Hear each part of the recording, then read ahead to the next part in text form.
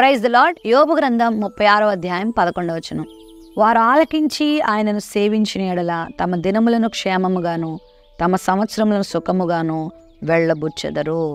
దేవుని ఉపదేశం వినేటువంటి వారు, దేవునికి లోబడేటువంటి వారు, దేవునందు భయభక్తులు కలిగినటువంటి వారి జీవితాల్లో ఎలాంటి ఆశీర్వాదాలు కలుగుతుంటాయో వాక్యం దగ్గరికి వచ్చినప్పుడు మనకు అర్థమవుతూ ఉంటాయి. చాలామంది దేవుని ఉపదేశం ఎందుకు వినాలండి? మన జ్ఞానం మనకు సరిపోదా? ఈ లోకం అందిస్తున్న జ్ఞానం, ఈ లోకం అందిస్తున్న చదువుల ద్వారా మన తెలివితేటలు మనల్ని నడిపించేస్తాయి కదా, మళ్ళీ దేవుని ఉపదేశం మనకెందుకు? దేవుడు అవసరం అంటారా అని చాలామంది అనుకుంటూ ఉంటారు. బైబిల్ చెప్తుంది, ఎవరైతే దేవుని ఉపదేశానికి లోబడతారో, ఆయన చెప్పినట్లుగా చేయడానికి తమ ఇష్టత చూపిస్తారో, పరిశుద్ధమైన జీవితాలను జీవిస్తే తమ దినములను సంవత్సరములను సుఖముగా వెళ్ళబుస్తారంట. సంవత్సరాలు వెంబడి సంవత్సరాలు మారుతున్నాయి కదా, నెలలు వెంబడి నెలలు మారుతున్నాయి కదా, మరి చాలామంది తమ దినాల్ని సుఖంగా వెళ్ళబుచ్చలేకపోతున్నారు.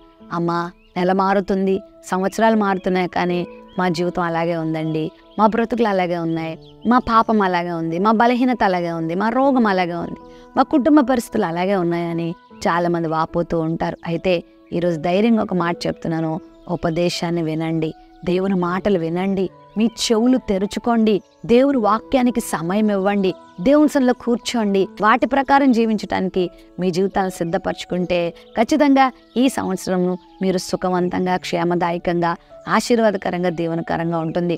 దేవుని మాటలు అబద్ధాలు కాదు కదా. తమ దినములు క్షేమముగాను తమ సంవత్సరములు సుఖముగాను వెళ్ళబుచ్చుతారంట.